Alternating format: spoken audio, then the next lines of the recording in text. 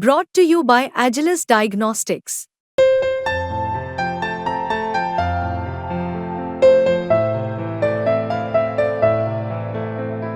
Agilus Diagnostics. नमस्कार दोस्तों, आप क्राइम तक देख रहे हैं। बात करते हैं आज फरीदाबाद के पलवल में हुई एक घटना की। दोस्तों, हम सबको पता है घटना काफ़ी दर्दनाक थी। दरअसल पलवल में 23 अगस्त को एक घटना हुई थी जिसमें एक लड़का था जो 12th क्लास में पढ़ता था, जिसका नाम आर्यन मिश्रा था। उसकी गोली मारकर हत्या कर दी। करीब 30 किलोमीटर तक उसका पीछा किया गया। वो डस्टर गाड़ी में अपने दोस्तों के साथ था। इस डस्टर गाड़ी को हर्षित चला रहा था। ये हर्षित की गाड़ी थी। हर्षित की मदर इसके साथ बैठी हुई थी। कुछ और शैंकी नाम का एक लड़का बैठा हुआ था। कुछ और दोस्त बैठे हुए थे। 2 महिलाएं भी थी।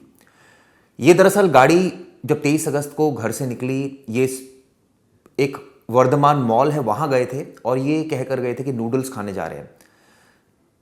जो इसमें जिसकी डेथ हुई है आर्यन की, वो दरअसल ड्राइवर के बगल वाली सीट पर बैठा हुआ था। गौरक्षकों को ये इंफॉर्मेशन मिली कि इलाके में जो है वो डस्टर गाड़ी में कुछ गौ तस्कर घूम रहे हैं और वो जगह जगह जो है वो गाय को उठा रहे हैं और लेकर जा रहे हैं। इस तरह की जानकारी मिली। तुरंत जो है वो स्विफ्ट गाड़ी में कुछ जो गौरक्षक थे वो पहुंचे और वहां पर गाड़ी का पीछा किया। दरअसल ये गाड़ी क्यों भगाई हर्षित ने, वो भी मैं आपको बताता हूं। दरअसल हर्षित की मदर का एक स्टेटमेंट आया जिसमें उसने कहा है कि उन्हें ऐसा लगा कि पुलिस है और ये पुलिस किसी ने भेजी है, उनको ऐसा लगा और इसीलिए उन्होंने गाड़ी तेजी से काफी तेज चला ली। करीब 30 किलोमीटर तक आप सोचिए पीछा करते रहे वो गाड़ी का और आखिरकार गोली मार दी। तो क्या आर्यन मिश्रा जिसकी डेथ हुई थी, क्या वो गौ तस्कर था? इस सवाल का जवाब है नहीं, वो गौ तस्कर नहीं था। दरअसल वो तो एक 12th क्लास का स्टूडेंट था। जांच हुई तो पता चला कि दरअसल गौ रक्षकों को ऐसा लगा कि ये गौ तस्कर है और मिस्टेकन आइडेंटिटी का इसको केस कहा गया, यानी कि गलती से किसी और को गोली मार दी।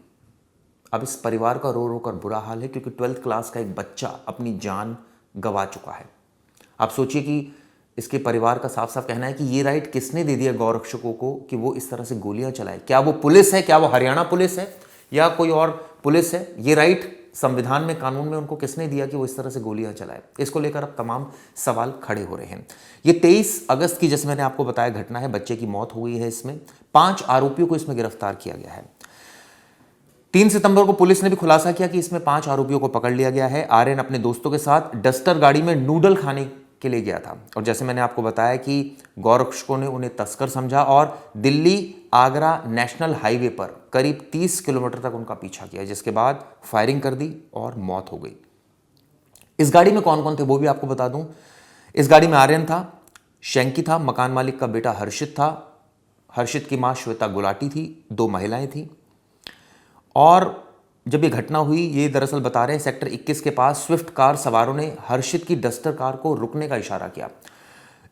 श्वेता गुलाटी का एक स्टेटमेंट आया, उनको ऐसा लगा कि पुलकित गुलाटी ने शैंकी को पकड़ने के लिए पुलिस को भेजा। शैंकी इसमें एक लड़का जो बैठा हुआ था, उसको पकड़ने के लिए पुलिस को भेजा है, तो इस वजह से ये गाड़ी भगा ली। और आप सोचिए ये इसका हश्र क्या हुआ। एक बच्चे की मौत हो गई 24 अगस्त को। इसमें जो अरेस्ट किए गए हैं अनिल कौशिक, वरुण, कृष्ण, आदेश और सौरभ नाम के आरोपी को गिरफ्तार किया गया है। जांच पूरे मामले की जा रही है। इसमें एक और एंगल सामने आ रहा है। दरअसल जो पिता हैं शिवानंद मिश्रा, यानी जो आर्यन मिश्रा के पिता है, उनका कहना है कि उनके बेटा है अजय मिश्रा, 2023 में उसने एक मकान मालिक कृष्ण गुलाटी को 4 लाख रुपए दिए थे। एक एग्रीमेंट हुआ था। उसने एक जो तीसरी मंजिल पर एक कमरा था उसको गिरवी रख दिया था। तो क्या इस वजह से उसके हत्या की गई षड्यंत्र है? इसकी जांच इस एंगल पर भी की जा रही है। लेकिन सबसे बड़ा सवाल दोस्तों यही है कि आखिर एक शख्स वो जा रहा है और अचानक उसके ऊपर फायरिंग हो जाती है, इस तरह से उसकी मौत हो जाती है। कई सवाल इसमें खड़े हो गए। पुलिस की इन्वेस्टिगेशन तो चलेगी, लेकिन सबसे बड़ा सवाल यह है कि फरीदाबाद के आसपास, चाहे वो नूह हो, चाहे वो मेवात हो, चाहे फरीदाबाद की बेल्ट हो, यहाँ पर हम अक्सर देखते हैं कि गौरक्षकों जो है वो पकड़ते भी हैं गौ तस्करों को, क्योंकि पुलिस के पास इतना वक्त नहीं होता कि वो पुलिस वहां जाकर एक तरह से कहा जाए कि कार्रवाई करे। तो पुलिस ने ये गौरक्षकों को क्या मौखिक आदेश दे रखा है कि वो गौ तस्करों को पकड़े और तमाम कार्रवाई करें? ऑब्वियसली इसके बारे में पुलिस खुलकर कुछ नहीं बोल रही है, लेकिन सवाल ये उठता है कि गोली चलाने का राइट किसने दिया? एक मासूम की जान चली गई, उसका परिवार बिखर गया। आप सोचिए, एक बच्चे की मौत हो जाए तो परिवार का क्या हाल होता है। अब ऐसे में पुलिस की जांच तो चल ही रही है एक जगह पर, आरोपी भी गिरफ्तार हुए, लेकिन परिवार बिखर गया। परिवार क्या सोच रहा होगा कि किस तरह से उनका बेटा नूडल्स खाने गया था और मौत के आगोश में वो चला गया। सवाल यह भी उठ रहा है कि आखिर गौरक्षक, मिस्टेकन आइडेंटिटी का बेशक ये केस है, लेकिन उनको राइट किसने दिया गोली चलाने का? हरियाणा पुलिस क्या सो रही है? क्या हरियाणा पुलिस इस मामले में किस आधार पर ऐसे गौरक्षकों को राइट दे रही है कि वो गोलियां चलाएं? कई बार हम अक्सर वीडियोस देखते हैं, पिक्चर्स देखते हैं जिसमें गौरक्षक हंगामा कर रहे होते हैं। कई बार देखते हैं कि वो उनकी लड़ाई भी हो रही होती है, डंडे मार रहे होते हैं। और गौ तस्करी इन इलाकों में बहुत ज़्यादा होती है, इस वजह से ही पुलिस जो है कई बार कार्रवाई करती है। लेकिन ऐसे में पुलिस के पास बेशक बर्डन बहुत होगा, बहुत सारे केसेस होंगे, हो सकता है उनके पास वक्त भी ना हो, इस तरह के केसेस के लिए प्रायोरिटी भी ना हो, लेकिन इसका मतलब ये नहीं है कि पुलिस बिल्कुल जिम्मेदारी से बच जाए, क्योंकि यहाँ एक मासूम बच्चे की मौत हुई है और इसकी जवाबदेही बिल्कुल तय होनी चाहिए।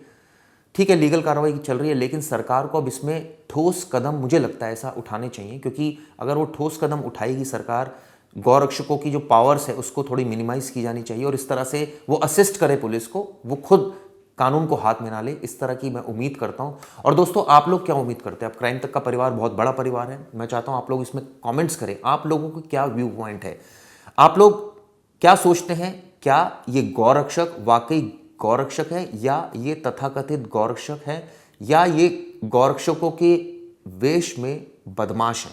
क्योंकि जिस तरह की ये घटना हुई है उससे कई सवाल जरूर खड़े हो रहे हैं। ये वीडियो दोस्तों कैसे लगी जरूर बताइएगा। धन्यवाद।